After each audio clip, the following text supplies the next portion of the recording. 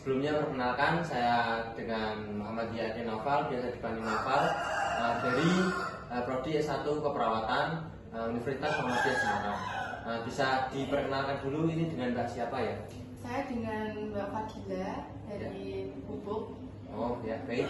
Ya, sebelumnya di sini tujuan saya yaitu untuk mewawancarai Mbak Dila, yaitu untuk mewawancarai terkait upaya atau persepsi yang Mbak Dila lakukan untuk mengatasi diabetes mellitus dengan cara memanfaatkan bahan alami untuk memanajemen penyakit diabetes mellitus yang Mbak alami tersebut. Bagaimana Mbak untuk wawancaranya ini? Nanti saya akan masukkan beberapa pertanyaan kepada Mbak Dila, dan apakah Mbak Dila bersedia dan berkenan? Baik, bersedia Mas. Ya, baik. Langsung saja saya mulai ya Mbak Dila. Untuk pertanyaan yang pertama, menurut Mbak Dila sendiri, apa sih diabetes mellitus itu sendiri, dan kenapa menjadi penyakit yang mungkin sangat erat lah hubungannya dengan kita sendiri di sini? Menurut saya sendiri, diabetes mellitus itu seperti gula darah yang tinggi. Nah, itu biasanya disebabkan oleh faktor keturunan juga, dan juga faktor makan konsumsi yang kita makan sehari-hari seperti itu. Baik. Ya, baik. Nah, intinya pola hidup serta pola makan kita sehari-hari gitu ya, Mbak. Ya, baik. Ya, untuk pertanyaan kedua lah, Mbak Dila ya. Untuk pertanyaan kedua, bagaimana tanggapan, pandangan atau persepsi dari Mbak Dila sendiri mengenai pemanfaatan bahan alami sebagai bentuk memanajemen diri dari penyakit diabetes yang Mbak Dila alami sendiri? Menurut saya sendiri, bahan alami itu tuh mudah didapatkan, serta tuh stoknya tuh terjangkau. Nah, sedangkan efek sampingnya itu juga sedikit sekali ya, manfaatnya tuh banyak. Oh, berarti memang bahan alami itu memang mudah didapat lah intinya, dan prosesnya juga manfaatnya untuk jangka panjang, dan minim efek samping lah. Gitu, ya. Baik. Ya, untuk pertanyaan selanjutnya ini Mbak Dila. Untuk pertanyaan selanjutnya, bahan alami apa yang memang Mbak Dila gunakan atau konsumsi untuk penyakit Mbak sendiri? Biasanya tuh saya membuat jamu ya Mas, dari brotowali gitu. Kayak gitu aja sih. Ya, untuk bahan-bahannya itu apa saja Mbak selain brotowali? Ada kayu manis, terus daun insulin juga. Oh, ya mungkin bahan-bahan yang memang diperuntukkan untuk pasien diabetes dan yang minim akan gula ya gitu ya Pak ya. Ya, baik. Untuk pertanyaan selanjutnya ini Mbak Dila, pertanyaan keempat. Nah, bagaimana Mbak Dila itu memperoleh informasi terkait kok kenapa Mbak Dila bisa tahu bahwa bahan alami ini bisa mencegah diabetes, bisa menurunkan gula darah, itu dapat informasinya dari mana Mbak Dila?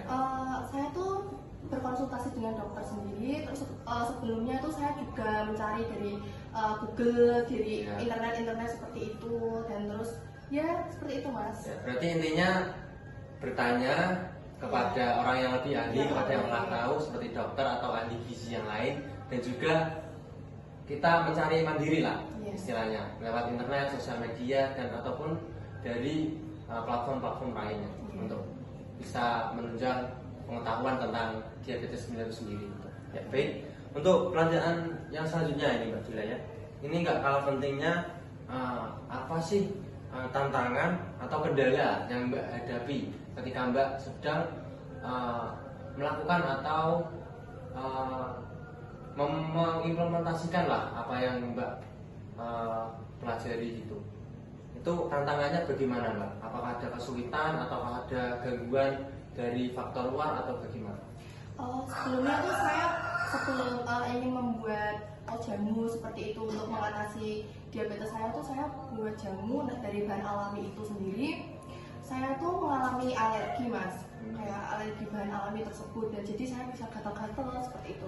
Dan itu memang nggak semua bahan alami kan Mbak? Mungkin cuma beberapa aja.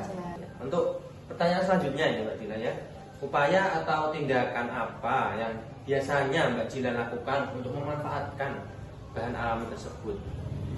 Saya biasanya membuat jamu seperti yang saya katakan tadi dulu seperti jamu dari kunyit, dari brokoli juga seperti itu. Berarti memang produksi sendiri ya? Iya, produksi sendiri. Baik, berarti memang memanfaatkan dari lingkungan sekitar, dari tumbuh-tumbuhan yang ada di sekitar kita, terus kita mengolahnya sendiri dan menjadikan jamu untuk pengobatan kita sendiri. Benar sekali. Ya, sangat menarik sekali ini ya untuk jawabannya dari Mbak Dila. Baik, untuk pertanyaan terakhir ini Mbak ya, untuk menutup kita perbincangan pada pagi hari ini, apakah ada upaya atau tindakan lain selain dengan pengobatan dengan menggunakan bahan alami? Misal Mbak ada jadwal apa olahraga atau berkegiatan apa atau melakukan hal apa selain menggunakan obat alami ini, Mbak? Biasanya tuh saya cek gula darah saya terus menerus ya mas, setiap waktu boleh cek gula darah. Terus saya juga mengurangi kayak ngecek apa sih kadar makanan yang saya makan konsumsi gitu biar dijaga ya gulanya berapa. Terus waktu istirahat saya juga saya atur sendiri biar tidak seperti itu mas. Ya, berarti intinya mengontrol pola hidup lah. Ya. Baik Mbak Dila, terima kasih atas kesempatan yang diberikan. Sangat seru sekali dan sangat puas sekali dengan jawaban Mbak Dila ya, sangat jelas, sederhana dan mudah dipahami. Baik, terima kasih Mbak Dila atas waktu yang diberikan. Mohon maaf kalau saya ada salah kata atau tindakan. Cukup. Wabillahi taufiq wal hidayah. Wassalamualaikum warahmatullahi wabarakatuh. Waalaikumsalam warahmatullahi wabarakatuh.